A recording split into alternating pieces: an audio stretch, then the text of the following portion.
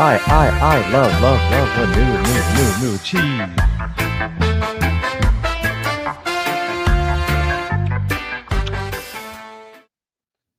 What's going on, Zach? Not much, man. Fresh dew. Cleaned it up. That looks good, man. That looks good.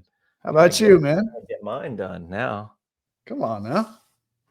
Is Jen cutting your hair or what? Dude, I get the kitchen cuts. Yeah. Does she put the bowl on your head? Not anymore. That was the mom cut back in middle school. I used to get those. Yeah, man. The bowl cut was nice. Yeah, dude. I wonder when that's going to come back. Like everything else seems to be coming back from that era. Why hasn't the bowl cut come back? Dude, I'll tell you right now, if anybody should bring it back. You want it to be? Hey, I can do it, man. I can change trends like you wouldn't believe. Just line up the kids in the kitchen. You start and then go down the line, bowl cut after bowl cut. That's right, man. Yeah, that's funny though. I haven't seen any bowl cuts. The mullets come back. It's so strong right now too. I saw somebody the other day wearing Jinko jeans. I'm like, isn't that the weirdest thing? Yeah. And it's funny because even the girls are wearing those kinds of jeans too. They love them. The bell bottom are like those really baggy jeans. It's not even just the bell bottom part. It's like the entire leg is like a parachute. They get wider. Yeah. Yeah.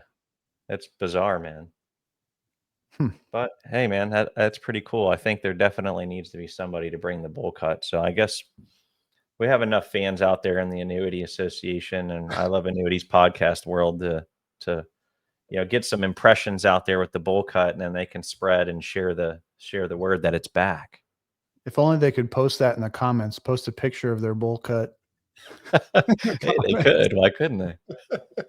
You start first. Yeah, right. All right. Well, welcome back to the I Love Annuities podcast. I'm Jeremiah Conger here with my co-host, Zachary Van Ness, and together we are the Annuity Dudes. Today, we're diving into one of the biggest questions facing retirees right now, and that is, should you convert your IRA to a Roth or should you not? So we're going to cover all the ins and outs, the pros and cons of converting versus not converting. But really on the surface, it does seem simple, either pay your taxes now or later. But this decision has domino effects across your retirement, your tax bill, your Medicare premiums, and even the legacy you leave behind. We'll walk through all the pros and cons of converting and not converting in a powerful framework we call the 6 domino effects of not converting. By the end, you'll see both sides of the equation so that you can make an informed and educated decision with clarity and confidence. We're almost creating this like a series in this because we've got 2. Is it 2 previous episodes or 1? Yeah, the first one we did was on like RMDs and QLACs and stuff. We touched on taxes. Yeah. And then we did one last week on Roth annuities, just the benefits of using an annuity when doing a Roth conversion. And now we're taking a deeper dive into the real fundamentals of whether you should or should not convert to a Roth. Yeah. So more content to check out beyond just this one. But let's start with the basics. So traditional IRA is tax deferred. So you don't pay taxes when you put the money in, but every dollar you take out in retirement is taxed as ordinary income. Now, on the flip side of that, with that Roth IRA, it's the opposite. So you pay taxes up front, but your growth and withdrawals are 100% tax-free. And Roth IRAs don't force you to take that required minimum distribution or the RMD. That's where conversion comes in. A Roth conversion means taking money from your traditional IRA, paying taxes on it now, and moving it into a Roth for tax-free growth forever. Forever. You know what movie that's from? The Sandlot. Heck yeah, dude. Come on, dude. You're killing me, Smalls. You put the Mallow on the gram. I love that movie, man. Every time it's on, I still watch it. It's so good. It's the greatest. All right, so let's talk about the benefits of converting. So, why do people consider converting to a Roth? Well, here are some of the big benefits. Number one is tax free growth forever. Your money compounds without taxes dragging it down. Number two is no required minimum distributions or RMDs. You're not forced to withdraw at the required minimum distribution age, which is now 73, and later on it'll be 75. Flexibility. You decide when and how to take withdrawals. Ultimately, you don't have to take them ever if you don't need to. So the flexibility there is key. Number four would be for estate planning purposes. Your heirs inherit your Roth tax-free. So if you convert to Roth, that balance is inherited tax-free. Number five is a hedge against rising taxes. So obviously, this is really where one of the big points of whether or not you should consider converting to Roth is, do you believe taxes will be higher in the future than they are today? So the hedging against that rising tax risk. So if you do believe that taxes will increase in the future, maybe you do want to lock in today's tax rates since they're historically low and convert. That's right. Now, there are some downsides in converting. And some of those would be an immediate tax bill. So you've got to pay those taxes up front. That's a consideration if you're currently receiving income as it is, or if you have no income coming in. Also impacts that cash flow. So writing that check could strain your finances. The next would be the higher tax bracket. So a large conversion could accidentally bump you into a higher tax bracket. And another consideration is the time horizon and how that matters. So if you don't have 10 to 15 years of growth, it may not be worth it. Now, here's a shameless plug in the middle of this podcast episode. If you are curious about exploring whether or not you should convert to a Roth or not, or maybe you're just interested in looking at the annuity marketplace and getting a well-rounded view without being forced into one product, we are product agnostic, and our mission is to help people make better annuity buying decisions. And if you'd like to go down that path with us, you can visit the description area of this podcast wherever you may be watching it. There will be a unique link to schedule a time to speak with someone like Zach from our team, and they'll get to know you, get to know what's important to you and what matters most, and help you ultimately make an informed and educated decision because you got the facts, you got the education, and you were able to unveil the curtain to explore the entire annuity marketplace. And we would be honored to have that opportunity to serve you. Now, pros of not converting. Now, let's be fair here. There are valid reasons to not convert as well. Here are some of the potential pros of staying in a traditional IRA. So number one would be no immediate tax hit. Nobody likes to stroke a check to Uncle Sam. I don't know if you've ever done it. I've done it. It's not fun. Writing a big check to the IRS is never a fun thing. So if that's something that you want to avoid, obviously not converting today would allow you to avoid that. So you keep that money invested instead of sending that big check to Uncle Sam. Number two is the possibility of lower taxes in retirement. So depending on which side of the fence you're on, some people are betting taxes go up in the future. Some may be contrarian in that belief and think that they're going to be lower in the future. I don't really think anybody knows. It's more of a guess. But if you are right and that lower taxes occur in the future, then you'll pay less later than you would today. So that's actually the opposite of the benefits to converting, right? The flexibility with timing. You can delay paying taxes until your required minimum distribution age and potentially using those years for effective and efficient tax planning. Number four is the charitable giving advantages. Let me read that again. Charitable giving advantages.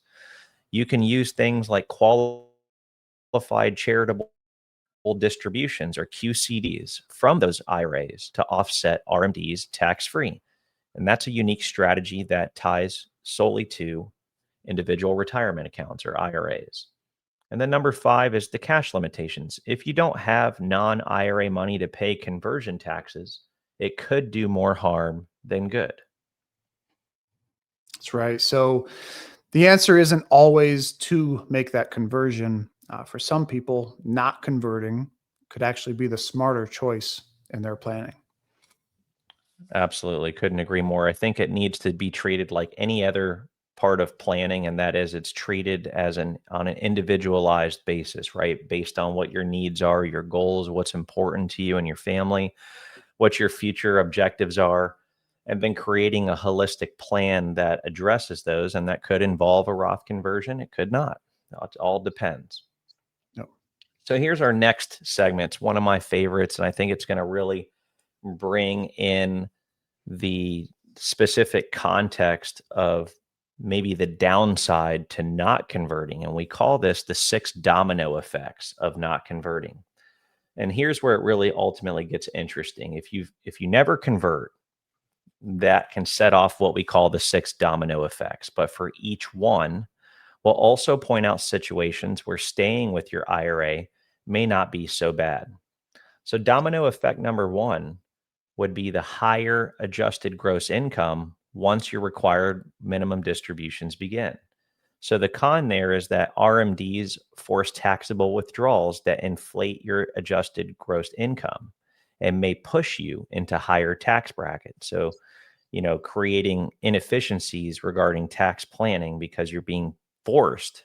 That's the key word, forced to be you're being forced and pushed into those higher tax brackets. The pro of not converting there would be if your RMDs are modest because you don't need much income, your adjusted gross income may not climb as high. So living in a lower cost state could soften the impact there. Domino effect number 2 is that your Social Security also becomes taxable due to the aforementioned domino effect number 1. So the con is up to 85% of benefits may be taxed once RMDs boost your adjusted gross income, excuse me. The pro of not converting would be if Social Security is your primary income source and you keep other taxable income low, you might avoid crossing the taxation threshold. Domino effect number 3, loss of deductions. So the con here is a higher adjusted gross income can phase you out of deductions like medical and charitable write-offs. The pro of not converting with this is that with IRAs, you can use those QCDs, as we mentioned above, to directly reduce taxable income while supporting charities, something Roths don't offer. Domino effect number 4 is what we call the widow's penalty. This is very important to spouses. The con here is that if a surviving spouse passes, or excuse me, if a spouse passes, the surviving spouse will have to move to a single filer status, meaning that the brackets shrink and the taxes go up. So again, if you have qualified funds and your spouse passes away, if you convert, the con here is that that spouse is being forced into smaller brackets and higher taxes, which could lead to higher tax bills. Pro of not converting here is if you plan for this with partial conversions, gifting strategies, and those QCDs, you may reduce the penalty without needing a full Roth conversion. Domino effect number 5 is the IRMAA charges. The con here is higher income may trigger Medicare surcharges, adding thousands to healthcare cost. The pro of not converting is that if you expect to remain under IRMAA thresholds, there's no need to prepay taxes with a Roth just to avoid a surcharge you'll never face.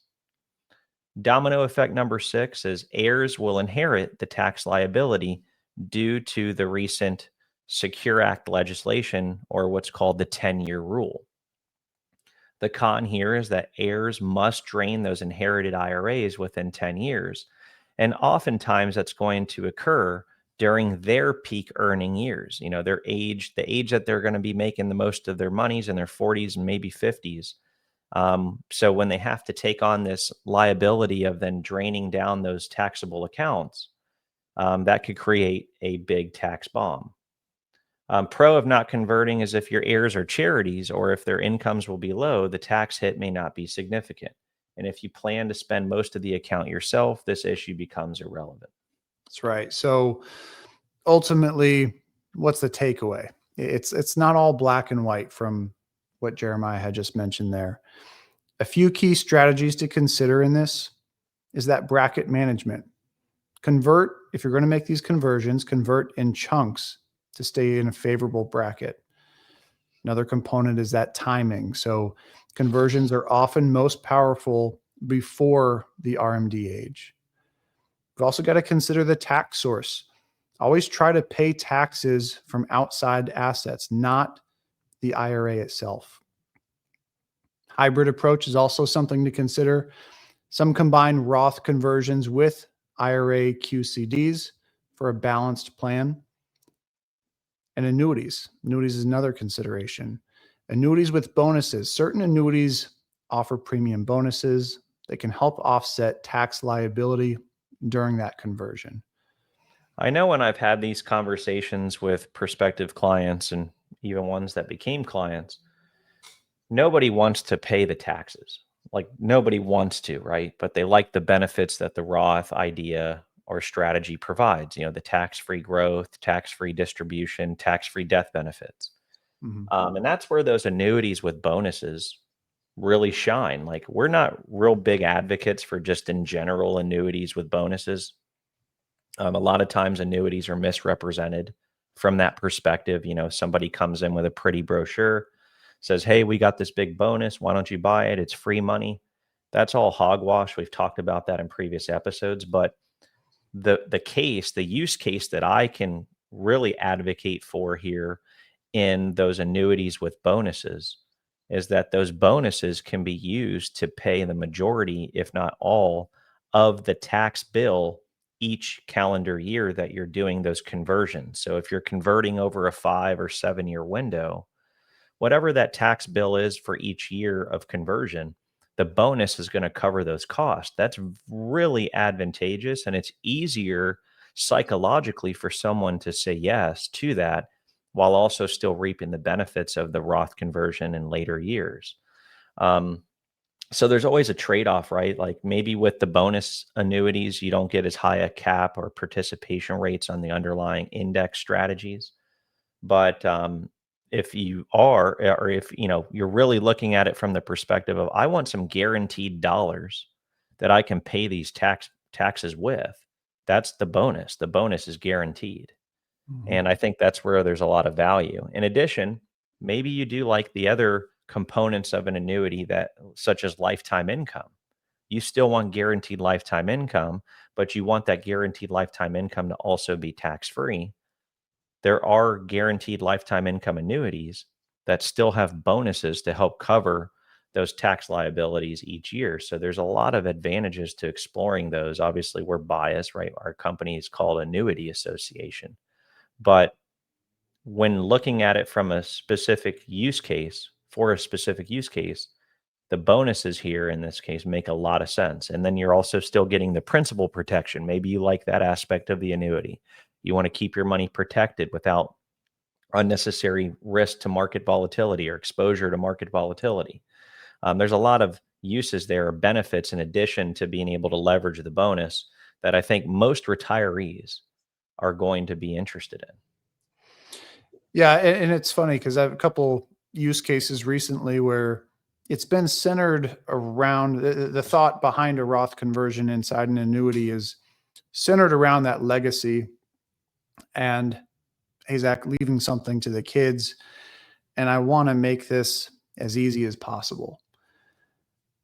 And in those situations, it's just worth understanding that this is a longer term commitment. So when our clients are looking at this for a legacy purpose, they're already committing to a longer term commitment.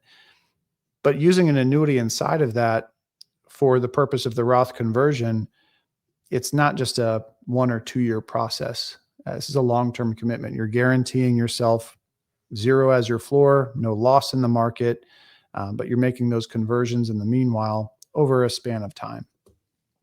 Yep. And you're still benefiting in other ways Right. along that same path. So Yep. I think it's great. I think it's a huge area of opportunity right now in our space, but also with retirees, right? Like people want guaranteed income.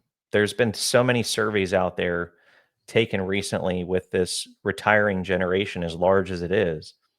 When asked, would you prefer, if you could have a choice of either one of the two, more guaranteed income like Social Security or $100,000 in a lump sum, the overwhelming majority leans towards the higher guaranteed income like Social Security. That's what an annuity is. It's guaranteed income, just like Social Security. People want that.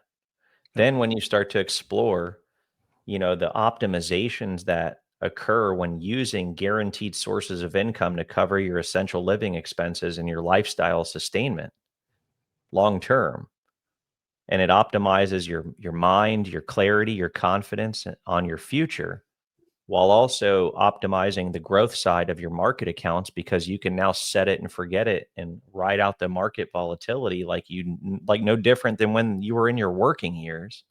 That's where the real magic happens, And you combine all of those great things with Roth, and now we're adding tax-free buckets in here on income and death benefit. Like, dude, it's the trifecta. Right. Right. Well, now that we've sold the idea of it, what are the action steps? How the heck do we do it? Well, that's a great question. Why don't you take us there, Zach? Yeah. So here's what we would suggest. First, run a tax projection to know where you stand. And that might be with your tax professional, or many clients that we work with have their own spreadsheets. So who knows how you're doing it, but run a tax projection to know where you stand. Secondly, would be explore partial conversions instead of an all or nothing approach. So as we mentioned, within an annuity, you can spread out that conversion, or you can even do it outside the annuity where you do partial conversion as opposed to all at one time.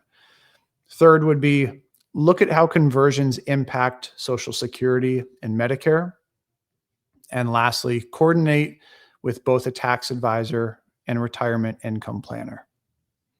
Beautiful. All right. So the question becomes, to convert or not to convert? Roth is the question.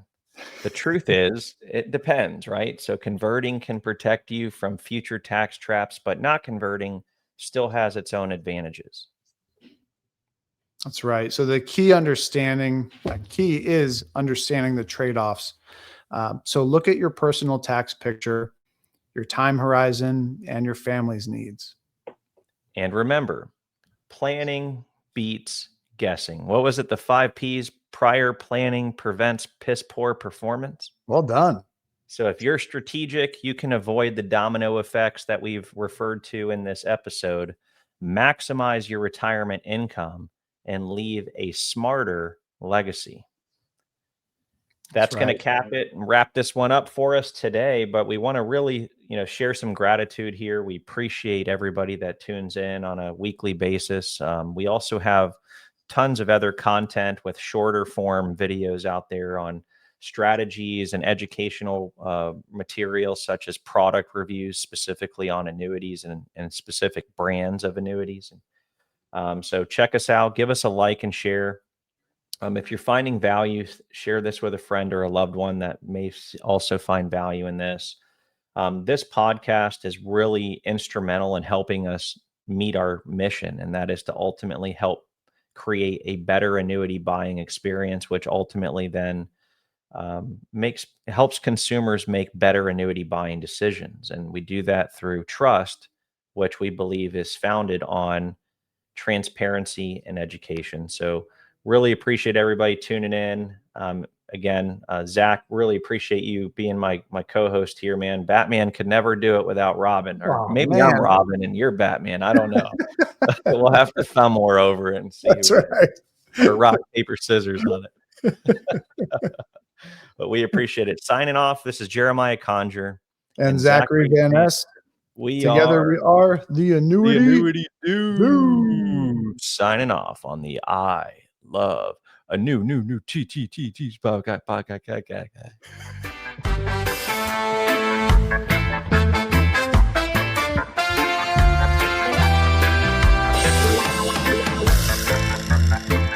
Gotta get the bongo next time.